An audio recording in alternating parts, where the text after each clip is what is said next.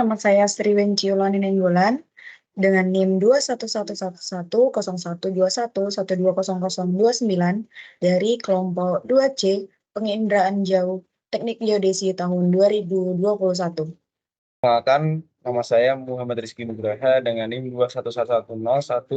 211101211130049 dari kelompok 2C.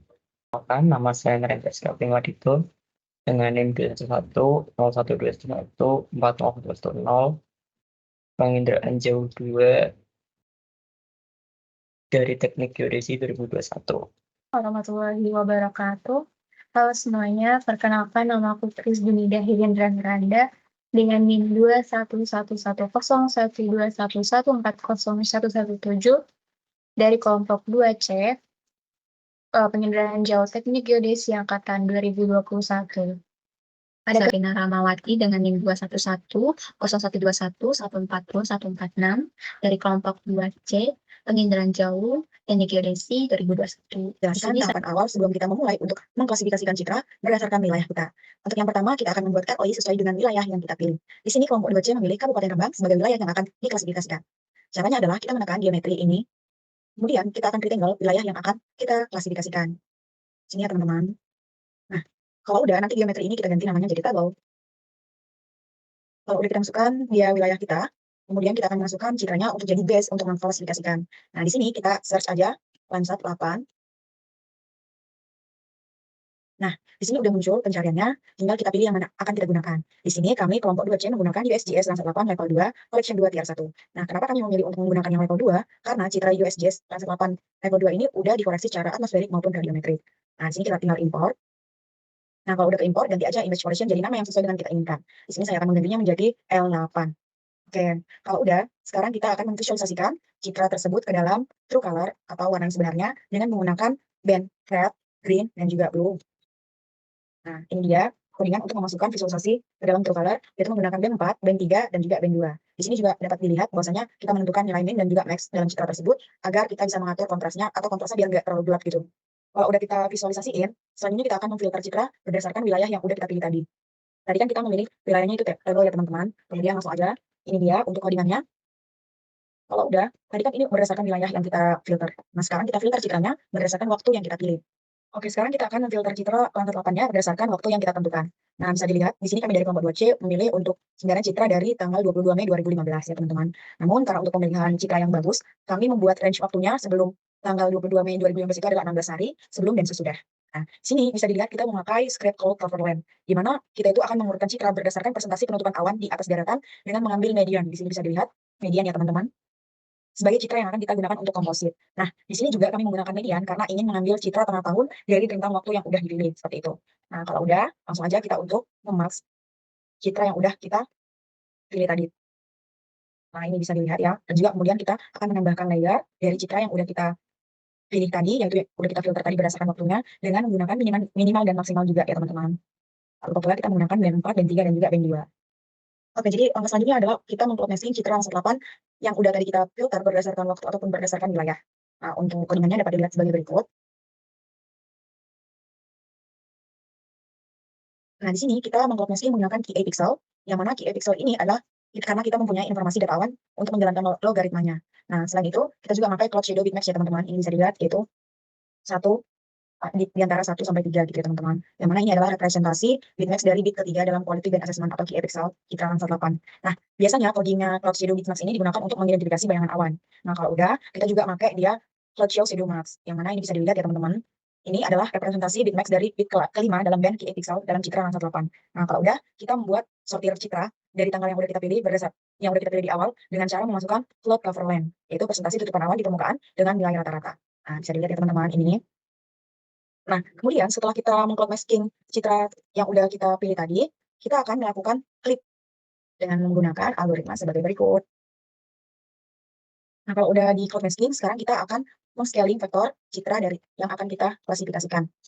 Langkah selanjutnya adalah kita akan men-scaling vektor dari citra yang udah kita pilih tadi. Nah, scaling vektor ini mengacu pada faktor yang digunakan untuk mengubah nilai pixel dalam data citra menjadi nilai yang lebih bermakna atau representatif gitu dalam unit yang diinginkan.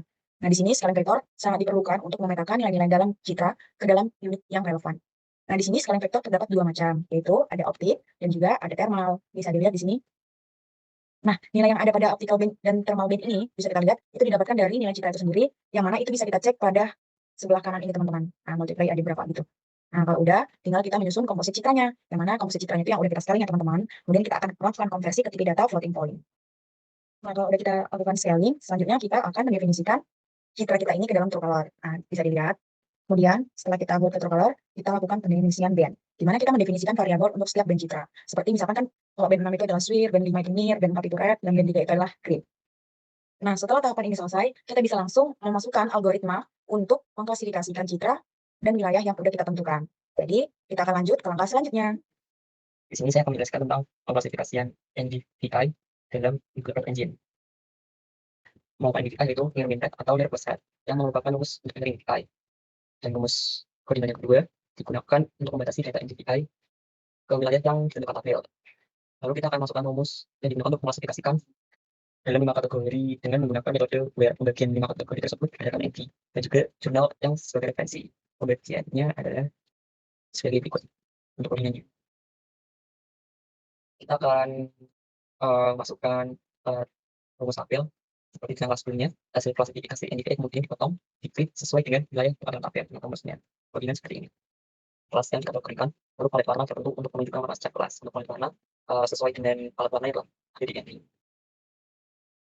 Untuk region-nya, untuk legenda. Untuk menampung elemen, warna ini dapatkan dulu di peta. Untuk koordinatnya seperti ini.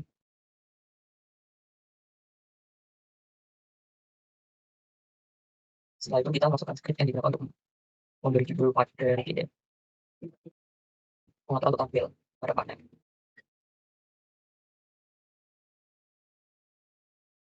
Ada di sini.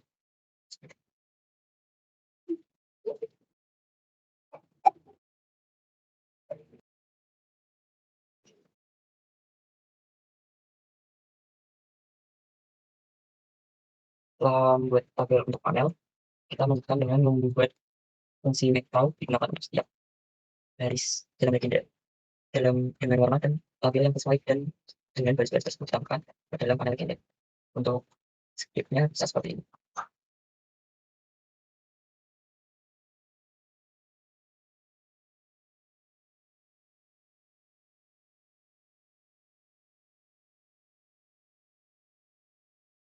Dan yang terakhir, akan menambahkan script panel legenda ke peta untuk memberikan informasi visual tentang makna warna yang digunakan dalam klasifikasi NDVI. Seperti untuk scriptnya. Terakhir pendaftaran.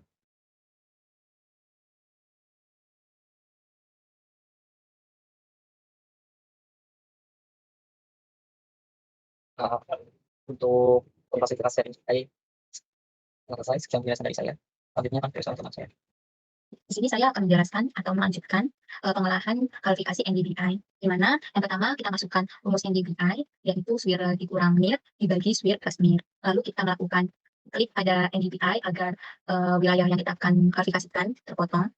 Setelah itu NDVI akan dimasukkan dalam beberapa kategori, di mana NDVI tersebut juga menjadi nilai kelas sesuai dan disimpan dengan variabel NDVI 2. Kemudian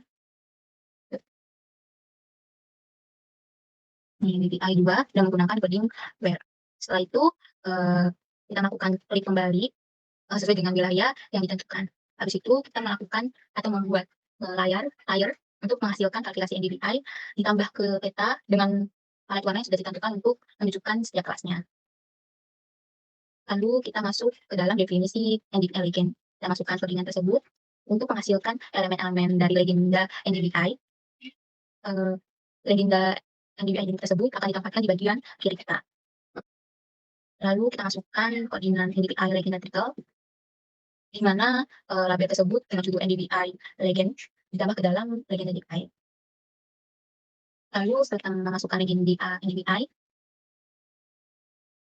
kita masukkan setiap baris atau legenda dengan warna dan label sesuai dalam legenda NDVI dengan menggunakan fungsi make_raw. Ini dia NDVI raw. Setelah itu pada NDVI legenda ditambahkan ke peta untuk informasi visual tentang warna dalam kualifikasi NDVI. Lalu kita run pengolahan kualifikasi NDVI, selanjutnya akan dilanjutkan oleh teman saya. Terima kasih. Kan mengenai klasifikasi NDVI.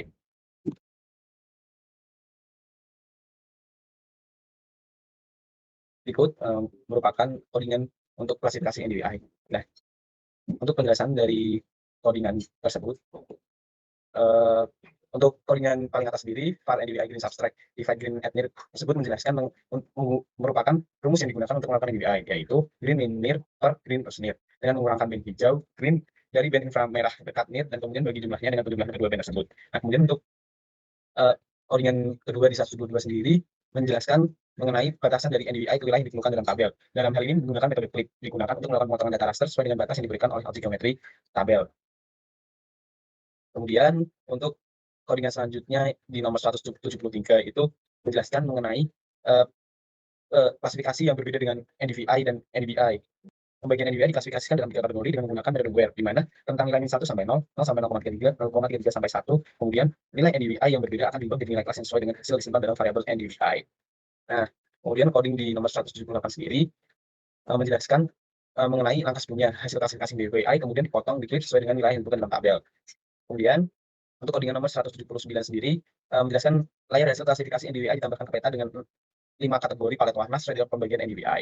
Nah, selanjutnya untuk penjelasan codingan 180 menjelaskan untuk menampung elemen-elemen dari legenda NDVI. Panel ini akan ditempatkan di bagian bawah kiri peta.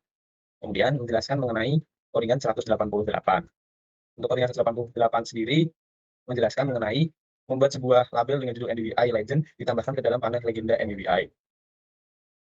Kemudian untuk codingan nomor 200 sendiri menjelaskan mengenai penempatan legenda yang sudah diklasifikasikan ke dalam panel dengan ukuran yang kita inginkan. Fungsi make NDVI row sendiri digunakan untuk membuat setiap baris dalam legenda NDVI dengan warna dan label yang disesuai dengan baris tersebut tambahkan ke dalam panel legenda NDVI. Nah, kemudian yang terakhir codingan 225 sendiri menjelaskan mengenai langkah panel ditambahkan ke peta untuk memberikan informasi visual tentang muka warna yang digunakan untuk klasifikasi NDVI. Kemudian kitaran.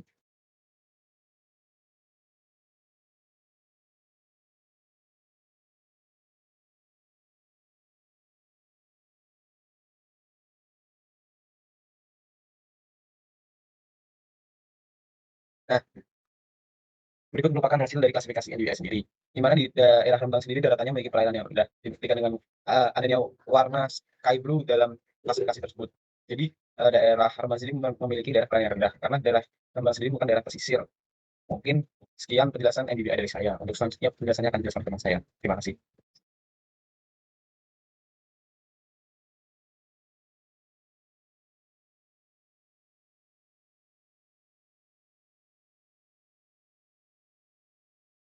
Kalau kita ingin melakukan pengolahan LSD, yaitu yang pertama, kita menyiapkan coding terlebih dahulu dengan cara menyeleksi dengan kernel dari linear infrared dari citra satelit yang telah dipilih untuk dapat diolah lebih lanjut. Kemudian yang selanjutnya, terdapat coding untuk mengubah nilai thermal dari satuan Kelvin ke satuan Celsius dengan cara menggunakan angka 273 dari setiap pikselnya. Kemudian setelah melakukan pengurangan nilai, maka kita melakukan ke citra untuk mencari area yang sudah ditentukan oleh batas geografis yang sudah dijelaskan sebelumnya. Selanjutnya, kita dapat membagi kelas LSD yang dibagikan menjadi beberapa klasifikasi, yaitu tergolong beberapa kategori seperti yang sudah tertera pada layar untuk codingnya dengan tentang nilai 7 hingga 14 atau disesuaikan dengan preferensi masing-masing. Selanjutnya kita menambahkan coding untuk layar klasifikasi suhu untuk dapat ditambahkan ke peta dengan palet warna yang sudah sesuai. Selanjutnya kita memasukkan legenda untuk LSD-nya, di mana kita dapat memasukkan coding seperti yang sudah tertera pada layar, yang dimana mencakup seperti beberapa komponen juga, dapat warna, label, kemudian judul, dan juga beberapa komponen yang sudah tertera pada layar. Kemudian selanjutnya, kita dapat melihat di sini untuk menambahkan legenda pada peta yang sudah kita lakukan sebelumnya dengan cara melakukan seperti pada cara berikut.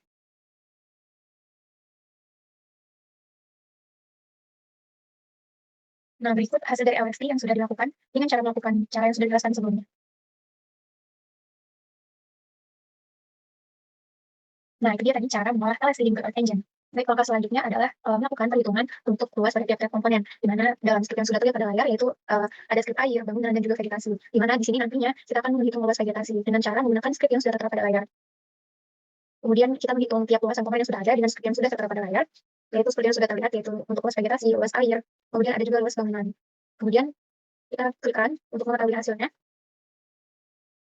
Nah, ketika sudah ditampilkan untuk hasil warnanya, kita dapat membuka tab konsol Dan di sini kita dapat melihat luas vegetasi, luas air, dan juga luas bangunannya sebanyak ukuran yang di sini ya teman-teman. Oke, sehingga kita dapat melakukan ekspor data dan juga menyimpan data ke dalam penyimpanan yang akan kita lakukan. Yaitu yang pertama kita akan mengekspor data dari klasifikasi NDVI, di mana file formatnya itu berupa biotif. Kemudian kita akan mengekspor juga RGB, kemudian klasifikasi NDVI, kemudian klasifikasi NDVI, dan juga LST dengan skalenya itu sebesar 30 dan juga file formatnya berupa biotif. Kemudian kita lakukan run, tunggu hingga hasilnya sudah selesai dan juga ditampilkan dalam tab task seperti yang sudah tertera pada layar seperti ini. Kemudian untuk menyimpannya kita dapat klik run di sini. Nah, berhubung data yang ditampilkan ini berupa data dari 2015, maka di task name-nya kita dapat mengisi NDVI 2015. Kemudian skalenya kita menggunakan 30 meter. Dan di sini terdapat 3 pilihan untuk menyimpan data yang sudah kita ekspor tadi, yaitu dapat berupa drive, cold storage, kemudian ada e-asset. Di sini akan saya pilih drive. Kemudian untuk drive foldernya kita beri nama NDVI 2015. Untuk file name-nya kita beri nama NDVI 2015. Untuk file formatnya sendiri berupa biotif. Oke, kalau pengaturannya sudah selesai, maka kita dapat melakukan run. Nah, ketika kita melakukan run tadi, maka kita tunggu sebentar. Lalu kita membuka file drive. Di sini sudah muncul dari file yang sudah kita buat tadi. Nah, di sini akan ditampilkan data-data yang sudah kita lakukan run seperti cara yang tadi. Ya, mungkin untuk cara penyimpanan dan juga ekspor data seperti itu ya teman-teman. Terima kasih.